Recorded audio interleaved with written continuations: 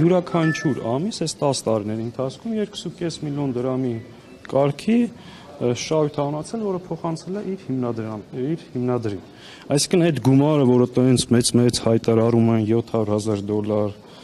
267 միլիոն դրամ, 66, դուք էլ գրել եք դրամը դարձրել եք դոլար արդեն, դա այդ ընկերությունից փոխանցված շահույթն է իր հիմնադրին 10 տարվա ընթացքում։ Ինչ ասում դատախազությունը, ասում է, քանի որ ինձ հայտնի չեն, իրավասու մարմնին հայտնի չեն տվյալներ, թե այդ ընկերությունը ինչ կարգի ներդրումներ է իրականացրել, հետևաբար չի երևում այդ ներդրումների աղբյուրները, այդ ստացած շահույթը համարում ենք ապօրինի, եկեք դատարանում ապացուցեք։ Հիմա ես հարց եմ տալիս, եթե դուք չեք ուսումնասիրել, եթե դուք չգիտեք, ես տեղից պաշտոնապես ասում եմ, որ այդ ընկերությունը որևէ դրամ ներդրում չի արել, որովհետև դա ընդհանրապես կառավարող ընկերություն է եղել, վարձակալել է հյուրանոցներ եւ կառավարում է իրականացրել, որտեղից շահույթ է ստացել։ Այսինքն այս շոուն, որը անում եք անիմաստ, առանց ուսումնասիրելու, առանց այդ տեղեկությունները իմանալու, դրա նպատակը ո՞րն է։ Պարզ բան, որ այս ամբիոնից հայտարարեն, տեսեք, գողերը, թալանչիները, սս թվեր հրապարակեն, բայց տակը ոչ մի բան չկա, սա ընդհանրապես շոու է, որը կարճ ժամանակ հետո բոլորին պարզ կդառնա։ Նույնիսկ ասում եմ, իրենք իրավունք չունեին այդ ժամանակաշրջանի հետ կապված բարույթ հարուցեն, որովհետև օրենքը ասում է, որ պաշտոնը ստանձնելու օրվանից հետո ես պաշտոն Ժորժան չեմ ունեցել, հեռավոր ազգակցական բարեկամ էլ չեմ ունեցել։ Ու եթե այս իշխանությունները 7 տարի փնտրեցին, ինձ գտան, որ ես եմ կոռուպցիան հեռա, ինչ ասեմ, մեղք են սրանք։ Այսինքն ճիշտ հասկացանք, Աննա Վարդապետյանին փող չունեք տալու։ Իհարկե չունեմ որևէ մեկին տալու, որովհետև դա ապօրինի չի եւ շատ կարճ ժամանակ հետո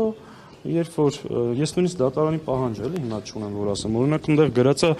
3 անշարժ գույք Երևանում, ես 3 անշարժ գույք անկեղծ եմ ասում չունեմ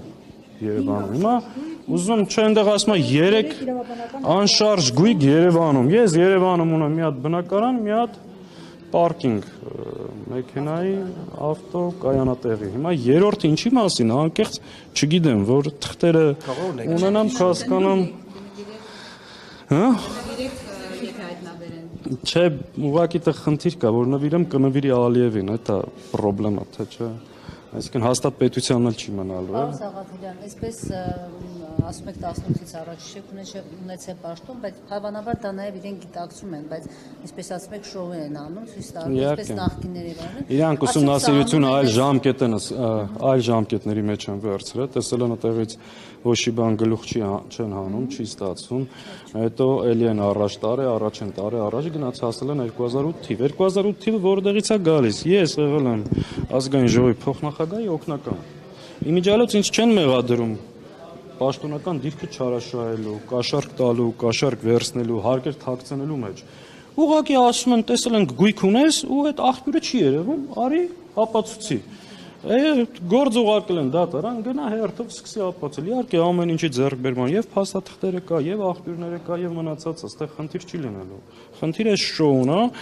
ու այս տհաճությունը, որ ամբողջ ընտանիքիդ, հարազատներիդ քուր, եղբայր, հարս, կին, հայր, մայր, սաղի ունեցվածքի վրա կալանք են դրել, հաշիվները սառեցրել, սենց մի հատ շոու են անում ու մարդկանց կերակրում են, տեսեք, հերթական գողին բացայտո գողնել եք դուք, թալանչինել եք դուք, ու այս դալիճում նստած ձեր ՔՊԱ-ականներ ես, ում հետ եք տարե համեմատում ես։ Այսինքն դա Այո։ Փող չունեք։ Հիմա դա գուցանում են այս նույն պարգևատրումների սկանդալի ֆոնին, որպեսզի քանի որ մեծ հանրային դժգոհություն առաջացրեց, գուցե դա անում են այդ իրենց օրինական թալանը իրենք անում են այն, ինչ արել են 7 տարի մարդկանց, ես ասել եմ, նրանք ովքեր բարձր դիրք են ունեցել, հաճախ այդ պաշտոնը դրա համար օգտագործել են, իրենք իրենց հետ հաշտ, խաղաղ, երջանիկ կիսվում ու ապրում են։ Այսինքն ես նորից եմ ասում, Ժորժան, մարդ, որպեսզի կարողանա գողանա, թալանի, պետական տենդերից չեմ մասնակցել, պաշտոն չեմ ունեցել, պետք է ունենաս այդ պաշտոնը, որ կարողանաս օգտագործես, հեռավոր ազգակցական պաշտոնյա բարեկամ չեմ ունեցել, բայց այս մարդիկ չեն ուզում համակերպեն այն մտքի հետ, որ մեր երկրում եղել են, դե չէ իրանք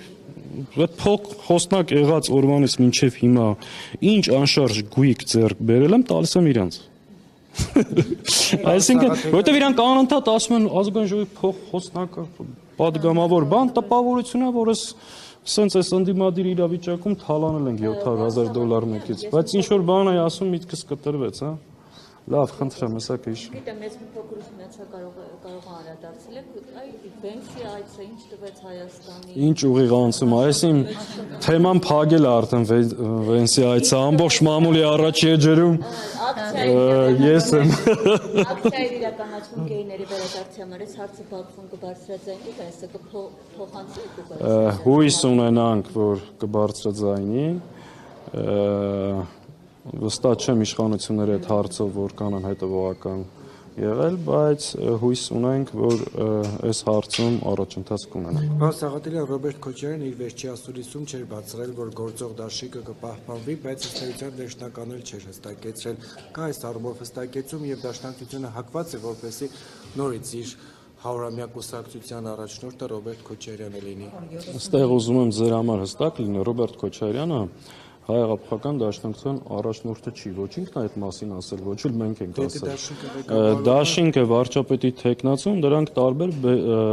բաների մասն է խոսքը։ Երկու միավոր համատեղ կնքում են դաշինք նպատակի շուրջ եւ գոյություն ունի վարչապետի թեկնածու։ Մենք ասել ենք, որ արժևորելով Հայաստան խմբակցության գործունեությունը նպատակ ունենք պահպանելու եւ այդ ուղղությամբ բանակցություններ, քննարկումներ են տեղի ունենում։ Հենց պահին որևէ խնդիր դժվարություն չկա, ըստ ժամանակի այդ մասին մենք կհայտարենք։ Նաև խոսել ենք, որպեսզի շատ բարձ պատճառով դրան էլ ենք շատ մանրամասն անդրադարձել, որովհետև մենք գնահատում ենք, որ նախ խնդիր չունենք շեմը հաղթարելու առանձին մասնակցելու դեպքում։ Մենք այն ուժերի թվին չենք պատկանում, որ չենք կարող շեմը հաղթարել, բայց մենք ունենք ոչ թե խորհրդարան անցնելու 4, 5, 6 կամ նույնիսկ 10 պատգամավոր ունենալու խնդիր, այլ մենք խնդիր ունենք ընդդիմադիր դաշտում ստեղծել խոշոր բլոկներ, ովքեր իրենց ուժերը կմեկտեղեն հնարավորությունները, ավելի լավ արդյունք կգրանցեն եւ կարողանանք այս չարիքի իշխանությունից ազատվել։ Այս նպատակից ելնելով, այո, մենք մեր օրինակով ցույց ենք տվել եւ գտնում ենք, որ քաղաքական դաշտի մյուս ուժերը եւս պետք է գնան խոշոր բլոկներ ստեղծելու, միավորելու ճանապարհը, որտեղ ակնհայտ է կան ընդդիմադիր բավականին լավ ուժեր, թարմ իրենց գաղափարներով, իրենց թիմերով, բայց ակնհայտ է, որ իրենք շեմը հաղթարելու դժվարություն ունեն։ Հիմա ինչ կարիք կա գնալ այդ քվեները փոշիացնել։ Մենք առաջարկում ենք, քննարկում ենք, խոսում ենք, որ կամ այդ ուժերը միավորվեն միմյանց հետ, կամ խոշոր բլոկներում, որպեսզի կարողանանք ընդհանրապես մեր խնդիրը լուծենք։ Որևէ ընդդիմադիր ուժ, եթե գնա ընտրության, հավաքի 49%, ունենա ամենաշատ ընդդիմադիր պատգամավորները, բայց ընդհանուր ընդդիմությունը չհաջողի, այսինքն այս իշխանությունը շարունակի մնալ։ Դա մենք կգնահատենք խորը ձախողում։ Հետևաբար ճիշտ ենք համարում, հաշվի առնելով երկրի առջև կանգնած մարտահրավերները, ամբողջ խնդիրները, իրոք միավորել ուժերը եւ հասնել հաջողության։ Դուք տեսնում եք։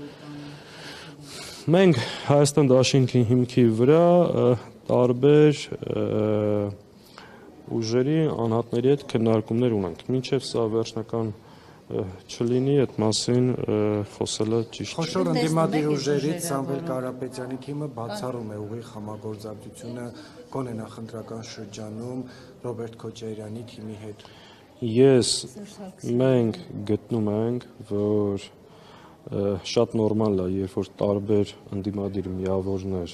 փորձում են իրենց ծրագրերով առանձին մասնակցել, բայց գտնում ենք նախընտրական շրջանում կան կարևորագույն հարցեր, սկսած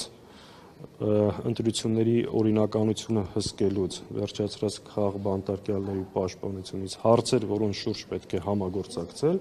իսկ հետընտրական շրջանի համագործակցությունը կյանքը եւ ժամանակը ցույց կտա։ Կհասկանանք ով ինչ ներգրավվածություն ունի, ինչ ծավալով եւ կտեսնենք։ Մեր մոտեցումը ստեղ եղել է շատ հստակ։ Եթե մեր համագործակցությունից է կախված լինելու այս իշխանության հեռացումը, մենք պատրաստ ենք ընդդիմադիր ուժերի հետ համագործակցել եւ այդ ակնկալիքը ունենք նաեւ մյուսներից։ Բայց նախընտրական շրջանում, գիտեք, շատ բնական է, որ ամեն մի միավոր հանդես է գալիս իր ծրագրերով, ասում է ես իմ ձևով կգամ ավելի լավ կանեմ, եւ իրենց ցանկի առաջի համարը կամ իրենց ներկայացրած տեխնացուն ներկայացնում են, որ լավագույնն է։ Սա շատ բնական, նորմալ քաղաքական process։ Պարոն Սաղաթելյան, Ռուսաստանից վերադարձած Ալեն Սիմոնյանը այսօր ակնհայտ մեղմ տոներով էր խոսում, այսպես Ռուսաստանի հետ հարաբերությունների մասին, ինչ է կարծում, սա ընտրությունների հետ կապ ունի, իրենք հասկացել են, որ ռազմավարական դաշնակցի այստեղ Հարավային Կովկասում Գիտեք, եկեք ավելի բան ասեմ, էլի առավոտից իրիկունս տեղից գոռում են, մեզ մեղադրում են հիբրիդային պատերազմի, Ռուսիա ագենտներ, չգիտեմ, ռսա ինչ են ասում։ Հասնում են Կրեմլի շրջակայքում, սկսում են այնտեղ կոշիկներ լիզել։ Ու ինչ ստեղ ասել են, ամբողջությամբ փոխել ու հակառակ ասել, էս են սրանք։ Այսինքն գան այստեղ խոսան, հենց Լավրովը կլինի օգտեն, տեսնել սկսել լիզել։ Այն որ հիշում եք մի ժամանակ ամբիոնից ասում էր լիզում են, իսկական լիզո, իրանց համար իմիջիալոց իշխանությունը պահելու համար հեչ տարբերություն չկա, Մակրոնի կոշիկները կլինի Ալիևի, Էրդողանի, թե Լավրովի, այսինքն լիզելու բանը լինի, իրանք այդ անում են իրենց իշխանությունը պահելու համար։ Եթե դա օգնելու է իրենց իշխանությունը պահելու, իրանք ամեն ինչի պատրաստ։ Մեզ ինչ եք դա բանը։ Եկեք այս լիզելու թեման թողնենք։ Պաստորեն Վենսը հայտնեց Փաշինյանին, բարեկամ կոչեց, ասեց մեր բարեկամ վարչապետը, նաև ընտրությունները հիշատակեց։ Այս աջակցությունը, որ ԱՄՆ-ից ունի, Եվրամիությունից ունի, ինչ հնարավորություններ ունի այս դեպքում ընդդիմությունը իշխանափոխություն անելու։ Գիտեք, Հայաստանում իշխանությունը ձևավորում է հայ ժողովուրդ։ Ամենակարևոր բանը չունի ժողովրդի աջակցությունը։ Հիմա պարզ է, որ Էրդողանն էլ հիմա Ալիևը ընտրակաշառք է բաժանում, դարել է Նիկոլ Փաշինյանի նախընտրական շտաբի պետը, ցորային, չգիտեմ, բենզին, այս առաջկայում նոր բաներ կուղարկի, այսինքն ինչ կա, այդ առևտուր չի, դա ուղիղ ընտրակաշառք է, որի դիմաց վճարելու ենք տարածքով եւ արյունով։ Այդ անելու են, բայց այդտեղ խնդիրը հետեւյալն է, մեր ժողովուրդը ընդունելու է դա թե ոչ եւ արդյոք ժողովուրդը աջակցելու է թե ոչ։ Եթե ժողովուրդը չաջակցի ու ես կարծում չի աջակցելու, ով դրսից ասում են արժևում կկնքվի, Վենսը եկավ Հայաստան, պայմանավորվածամանը չի ազդում ժողովրդի որոշումը։ Դա ժողովրդին խաբելու միջոց է։ Նիկոլ Փաշինյանը խաղաղության օրակարգ չունի։ Ինգիա կառավարման 8 տարիների 5 տարիները շարունակ եղել են զիջումների, կորստի ու ողբերգության տարիներ, իսկ վերընտրվելուց հետո շարունակելու է հանձնել։ Երբ որ իրանցից մեկին տեսնեք, խնդրում եմ ուղիղ հարցրեք։ Այն որ ասել եք Հայաստանի տարածքում տիրապետության տակ կան ադրբեջանական տարածքներ, խոսքը ինչի մասին է։ Այսինքն արդյոք պատրաստում եք օրինակ Տիգրանաշենը հանձնել։ Մարդը ուղիղ հայտարարել է, չէ՞, եթե վերընտրվեմ, հանձնելու եմ։ Հետևաբար ինչ խաղաղության օրակարգի մասին է։ Դա հերթական զիջումների շարունակական հանձնելու ասել են արդեն այդ մասը ու այնքան խիստ է եղել այդ պահանջը, որ չեն կարողացել թաքցնել։ Հիմա առաջիկայում կհրապարակեն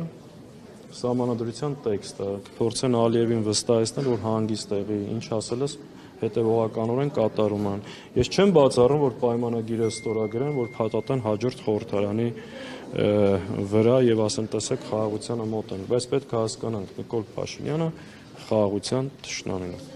Սաղաթելյան եկեղեցու դեմ արշավում ակնհայտ է եւ Կիրակի օրվա այսպես ասած կեղծ պատարակներ ցույց տվեց, որ նա հանրային աջակցություն չունի, արդեն շատ գաղտնի պայմաններում է գնում, որպեսզի անգամ թիմակիցները չգնան։ Սա էլ է ցուցիչ, որ հանրային աջակցություն այս հարցում եկեղեցու դեմ հարցում չունի եւ ըստ փորձագետների ասում են, եթե ինքը տապալվի այս եկեղեցու դեմ արշավում, դա նաեւ ընտրական գործընթացի վրա կազմի, այսինքն մեսիջ կլինի բնակչությանը, որ ինքը չունի այդ աջակցությունը։ Սա ինչպես է։ Գիտեք, այն որ եկեղեցու հարցում խոպածանր քարի է հանդիպել, այդ ակնհայտ է։ Այն որ այդ շրջիկ թափառախումբը չի կարողանում մարդ գեներացնել բացի ինչ-որ շատ նեղ քպեական շրջանակներից, դա եւս ակնհայտ է, որտեղ իրոք դժվար է հայ առաքելական Սուրբ եկեղեցու դեմ պայքարել ու հաջողել, բայց որ ինքը շարունակելու է այդ պայքարը եւ փորձելու է հատկապես Վենսի այցից հետո նոր զարգացումներ լինի այդ ուղղությամբ, դա եւս կանխատեսվող է, որ ինքը դա որքան կարողանա շարունակելու է, որովհետեւ դա Ալիևի հերթական պահանջներից մեկն է, ու սա ամենևին չափազանցություն։ Այսինքն Վենսի այցը իրակ փորձում էին խառնվի։ Դե այստեղ փորձում է ծանոթ եմ, այստեղ փորձում է պատասխանատվությունը նաև ազգային ժողովի վրա դնել ու ԿՊ խմբակցությանը եւս ամբողջությամբ ներգրավել այս հակաօրինական